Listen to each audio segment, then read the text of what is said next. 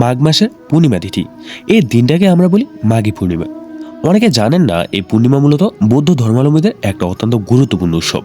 বৌদ্ধ ধর্মে বিশ্বাস করা হয় এই দিনটা ইতিহাসের একটা বিশেষ দিন।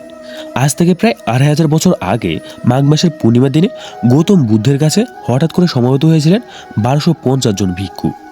এ সমাবেশে কোনো আমন্ত্রণ ছিল না, তবুও সবাই একসাথে উপস্থিত হয়েছিলেন।